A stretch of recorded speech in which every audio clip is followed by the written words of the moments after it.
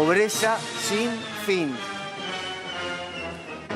Sigue creciendo la brecha del hambre.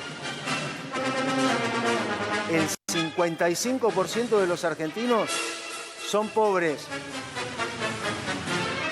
1 de cada 5 es indigente.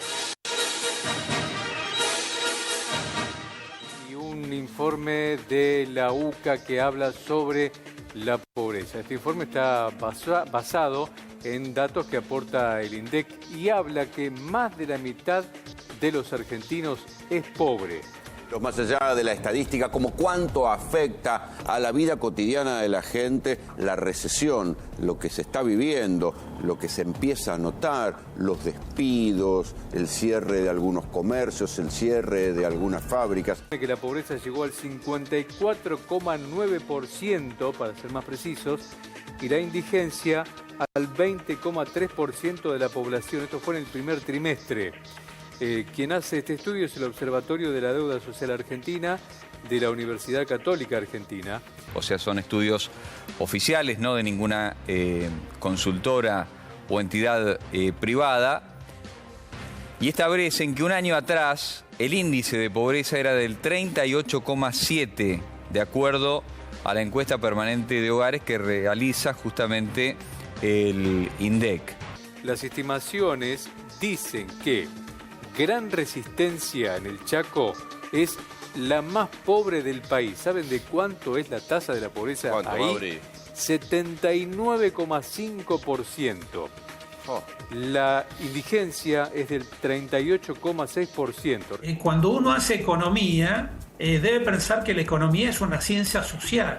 O sea, que vos en realidad lo que estás tratando es de solucionar el problema a las personas, no a los números. Los números es problema de los números.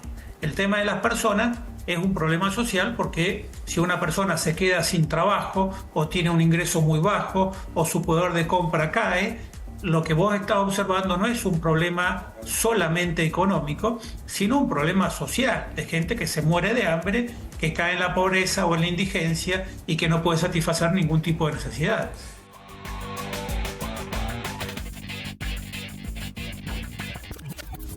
¿Qué tal? ¿Cómo les va? Buenas noches, bienvenidos. Esto es Redacción Abierta. Abrimos nuestro capítulo una vez más hablando sobre esto que viene en el tape introductorio, el tema de la pobreza, para aclarar algunas cuestiones. En este espacio lo hemos venido tratando largo y tendido, no es que lo descubrimos ahora, lo queremos marcar ahora en cierto momento, como señalarán algunos, de una política económica que se está aplicando a partir del 10 de diciembre. Lo hemos analizado durante el gobierno anterior, lo hemos analizado en la pandemia, en la pospandemia, y cómo fue fluctuando eso, porque, y sí, detrás de esos números hay muchísima gente que la está pasando muy mal.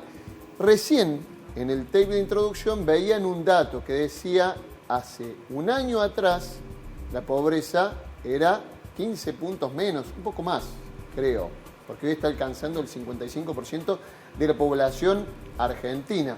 Pero hay un dato que sí no se puede soslayar.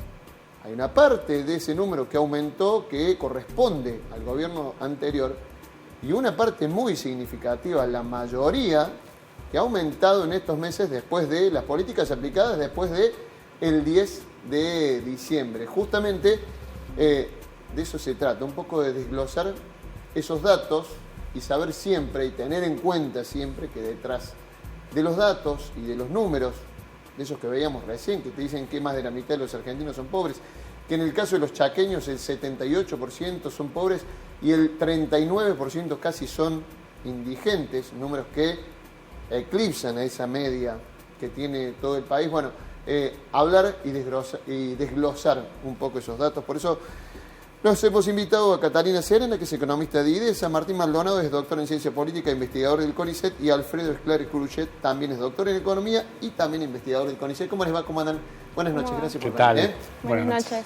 A ver, Alfredo, ¿por dónde empezar a analizar esto?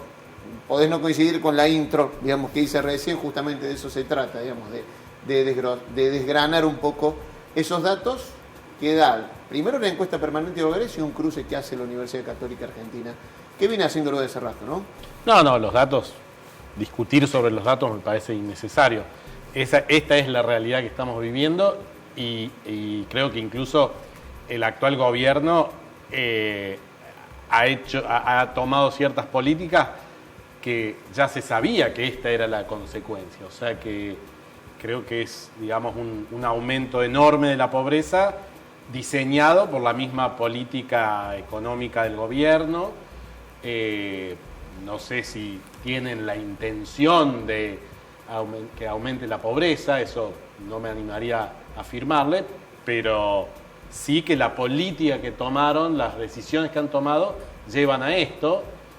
Y lo que sí me animo a afirmar es que lo llamativo es que, dado que se tomaron estas políticas que iban a llevar a un aumento de la pobreza, aún así hemos visto de que han guardado la comida, se han negado en distribuir la comida, lo cual es bastante siniestro, ¿no?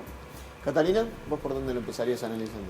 Yo lo empezaría a analizar principalmente por cómo se calcula la pobreza en Argentina, que es un cálculo monetario, o sea, es una pobreza monetaria la que se calcula. O sea, por ingresos. Por ingresos, es decir, un hogar va a ser pobre si no alcanza a cubrir la canasta básica total y va a ser indigente si no alcanza siquiera a cubrir la canasta básica alimentaria.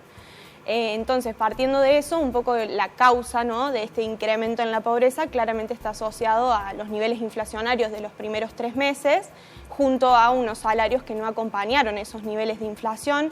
Tenemos que en los primeros 3 meses la inflación fue de alrededor de un 51% y tenemos que particularmente los salarios de los empleados no registrados aumentó tan solo un 29%.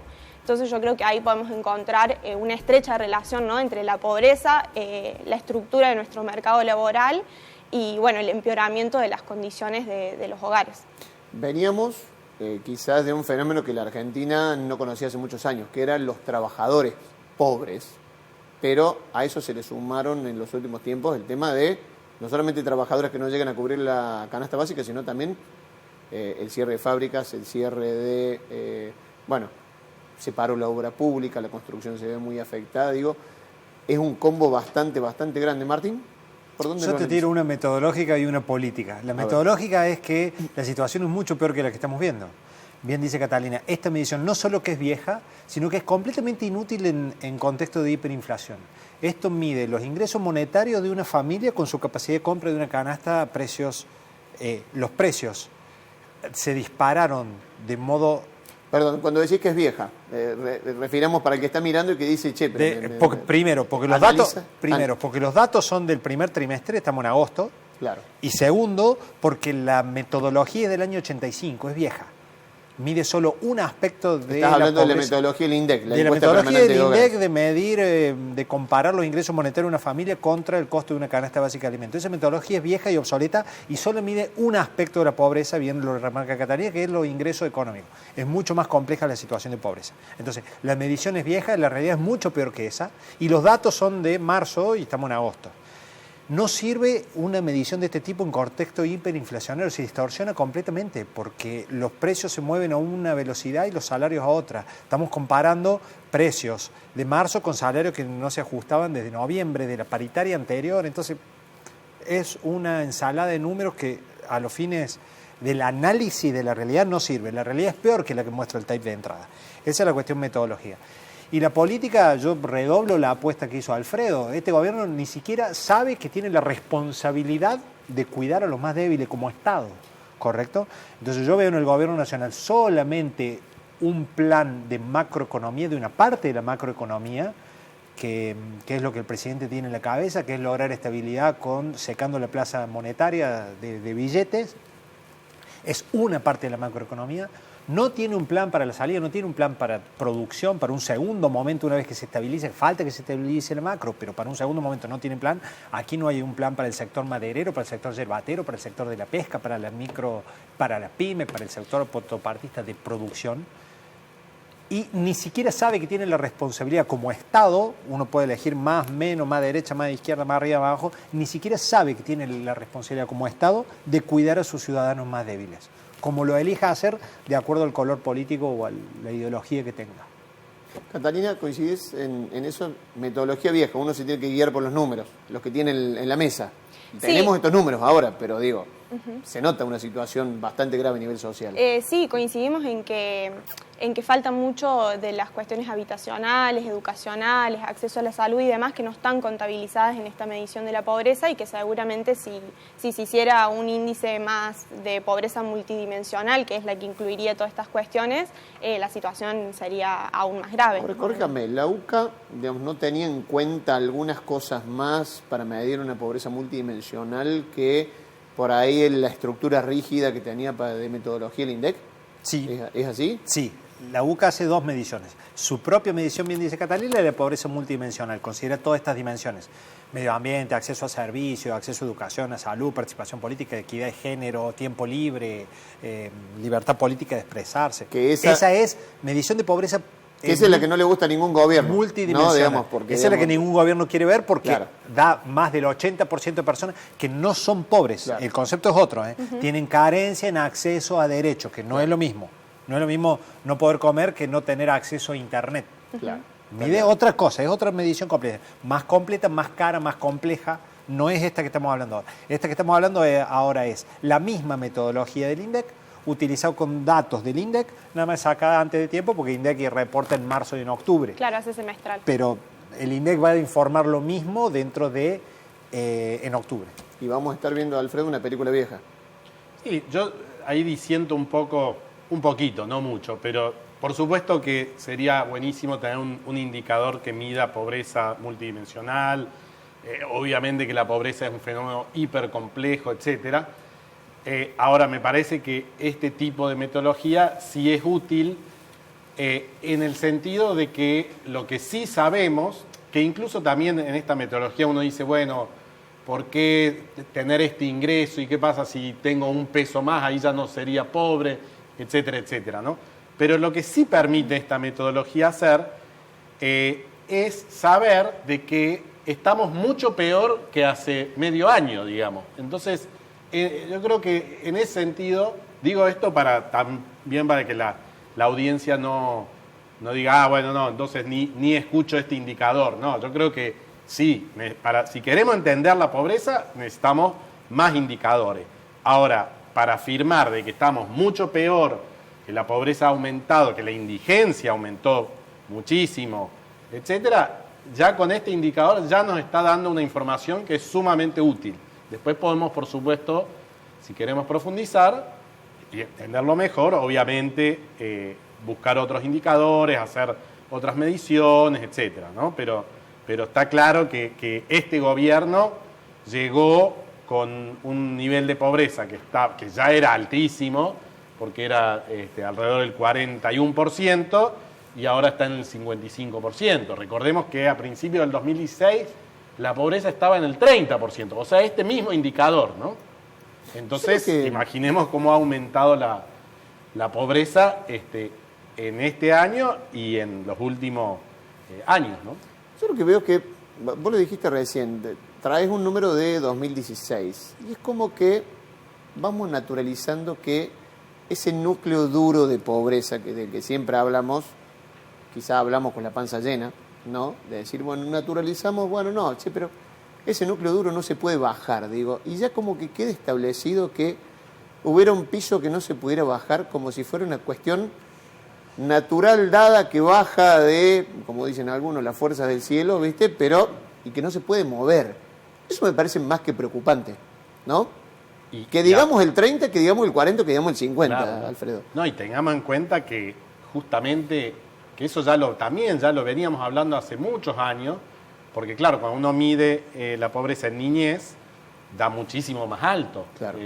Ya hoy no sé cuánto estará, digamos, 70%. 70%. 71. Con digamos, estos datos, ¿no? 71. Me acuerdo cuando hablábamos de que la mitad de los niños, ahora ya es el 70% de los niños, y obviamente que si uno nace en una familia en situación de pobreza, y va a ser muy difícil que ese niño pueda salir por sí solo, digamos, de esa situación cuando sea adulto, no va a conseguir un buen trabajo, no va a tener una buena educación, una buena salud, con lo cual, digamos, esto es la trampa de la pobreza, ¿no? Y que cada vez es peor y más difícil salir de ahí. Y si encima a esa situación, que es la situación individual de cada familia, etcétera, le agregamos un gobierno que tomó medidas económicas, macroeconómicas, que perjudican, digamos, a toda la sociedad, bueno, peor, ¿no?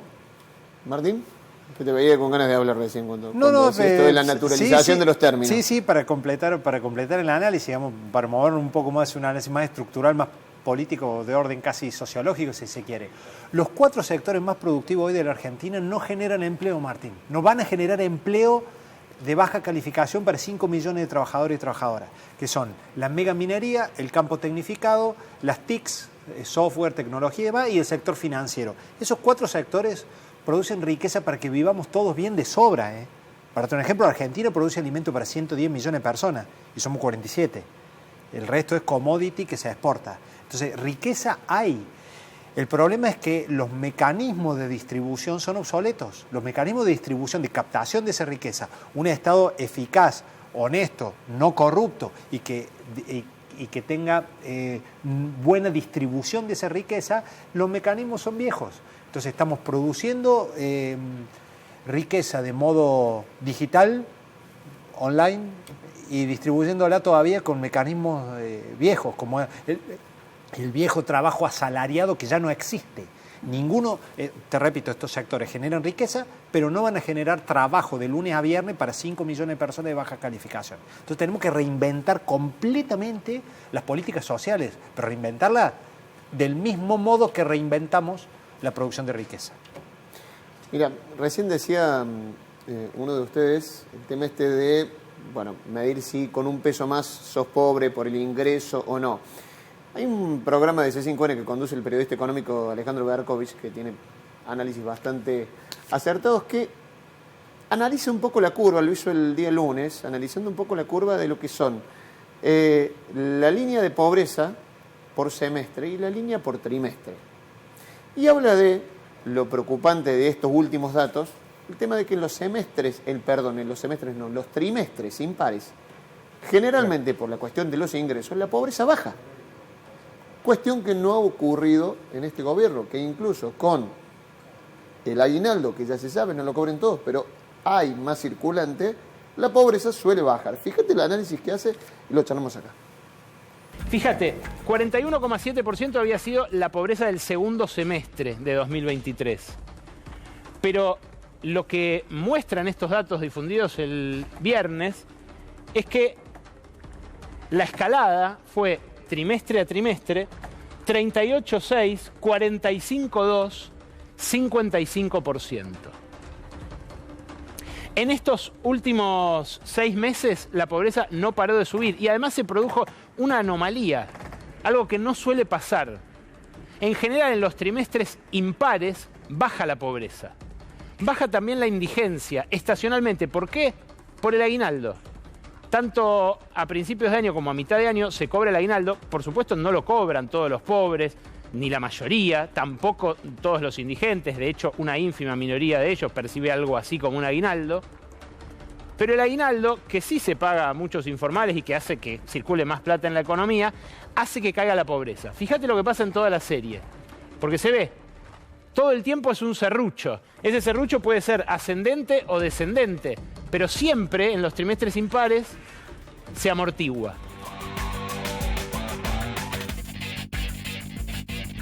Siempre en los trimestres impares dice se amortigua, cosa que no ha pasado porque lo que estamos analizando, por ejemplo, es el primer trimestre, el trimestre 1 del 2025. ¿Catalina? Sí, a ver, para mí un poco, no sé si está tan vinculado a la asociación, si bien es cierto que el efecto... Hace un análisis más largo. Sí, que el efecto del aguinaldo genera obviamente un impacto por ahí en los ingresos de los hogares. Hay que tener en cuenta lo estrecha que es la relación entre la situación de pobreza y el mercado laboral. O sea, reitero lo que dije al principio.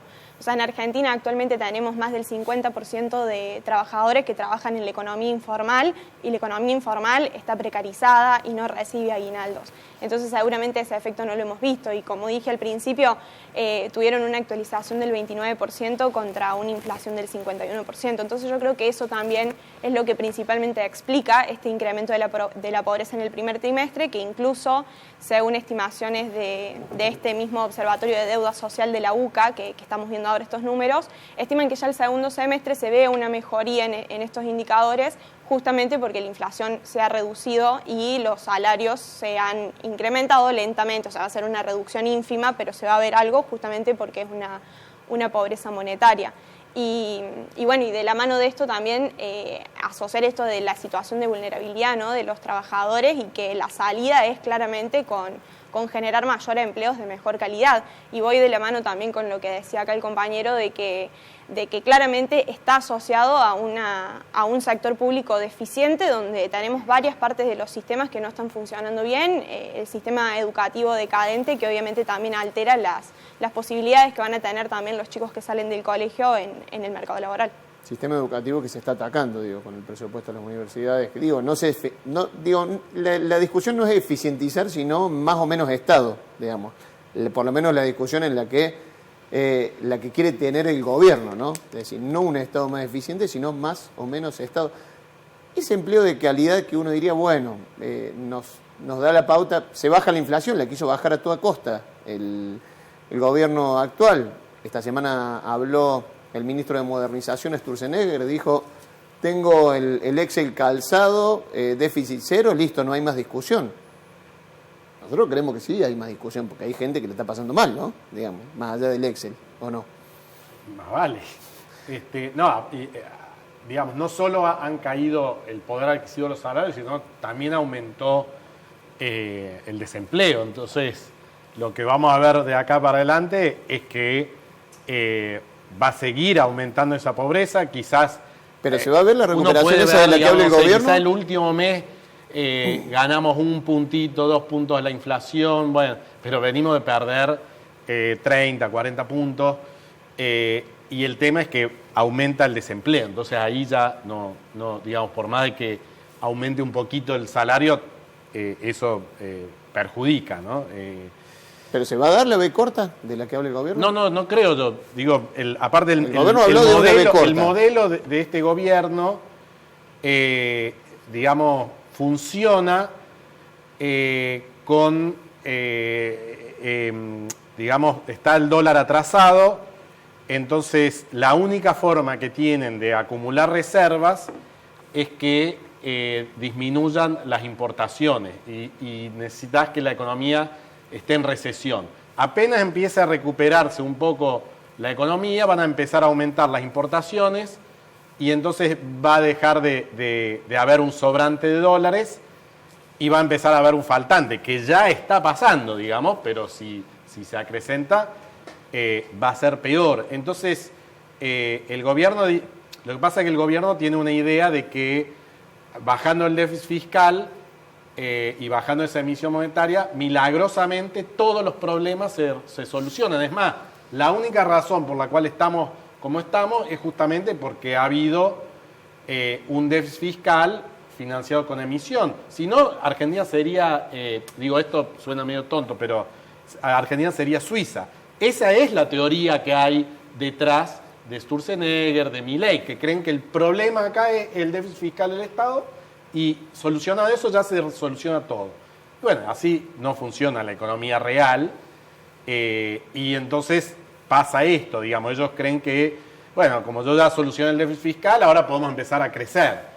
Y la realidad es que si empieza a crecer van a faltar dólares y vamos a terminar en una crisis cambiaria. Entonces es un modelo que solo cierra con esta enorme recesión, con este aumento de la pobreza, y que encima yo creo que va a ir empeorando porque está empeorando la distribución del ingreso, bueno, aumentando el desempleo, y van a seguir destruyendo el Estado, que es justamente lo que necesitamos mejorar, justamente para poder implementar todas estas políticas sociales mucho más efectivas. Ojalá tuviéramos, yo digo, esto es una opinión mía, ojalá tuviéramos ese problema, que empiece a crecer la economía y tengamos un problema con las divisas, ¿no? Pero no se ven signos de que empiece a crecer la economía.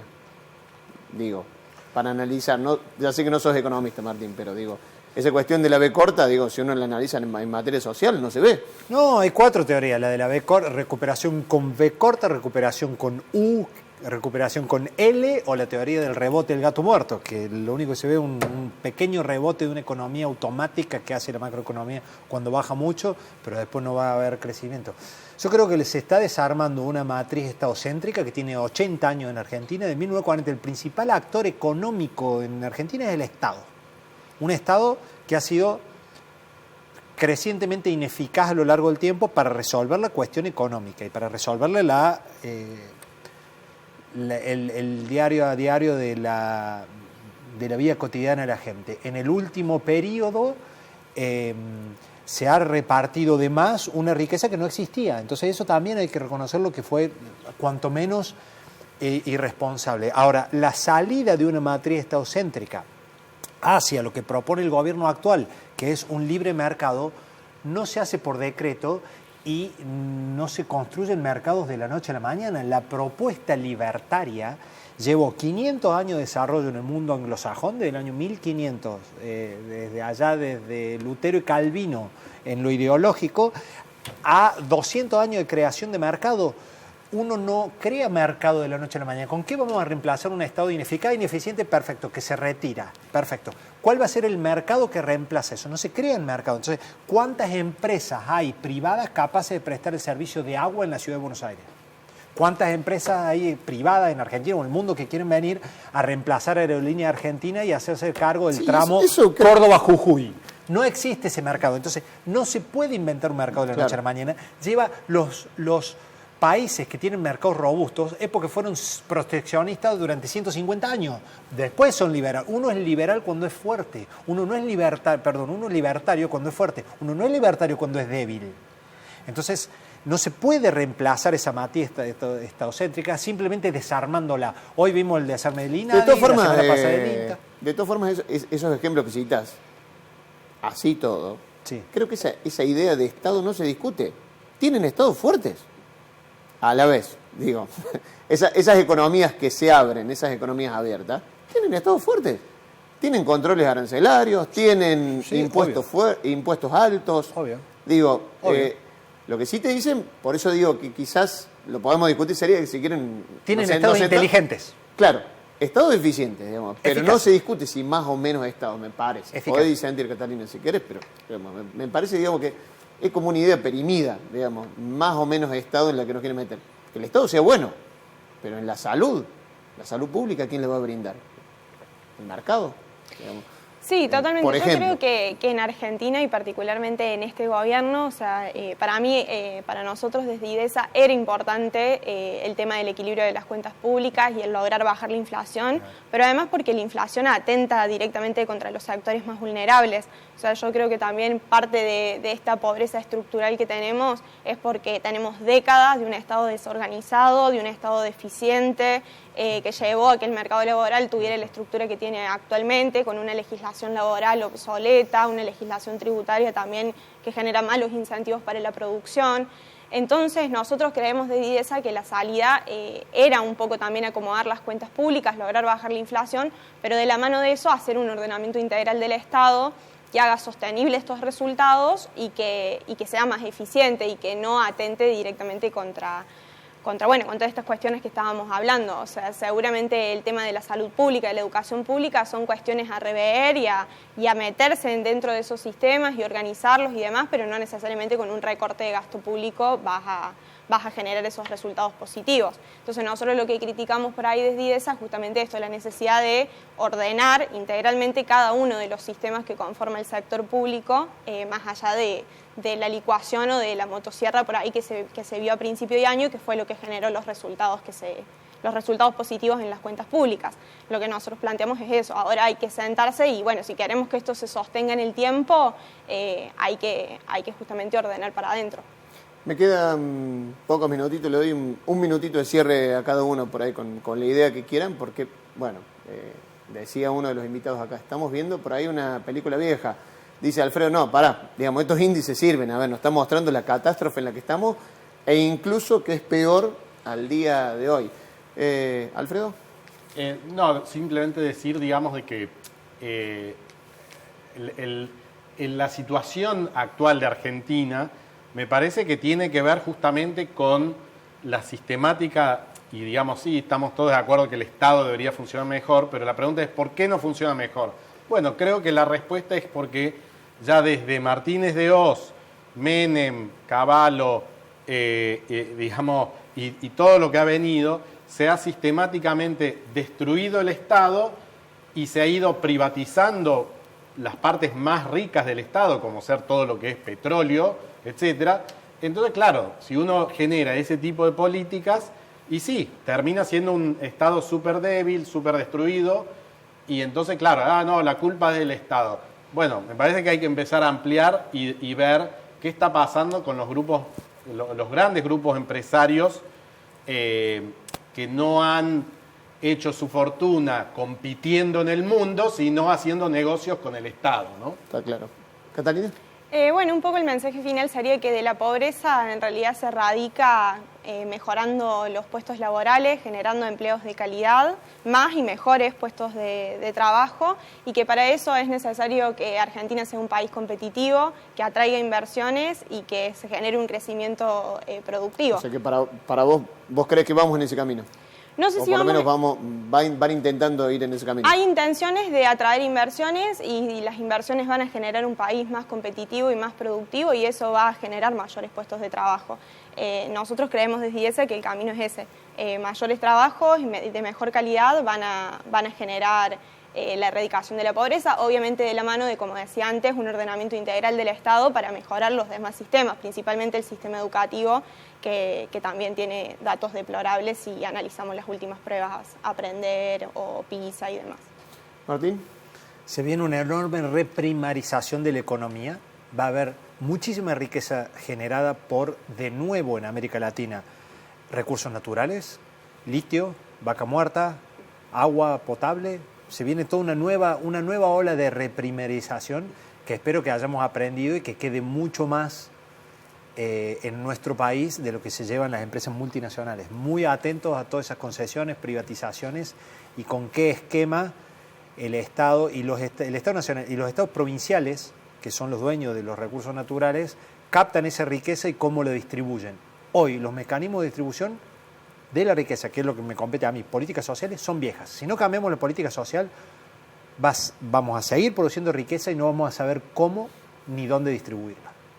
Muchas gracias a los tres Gracias. por haber estado en Redacción Abierta. Nosotros nos vamos a la primera pausa. Quédate porque ya seguimos.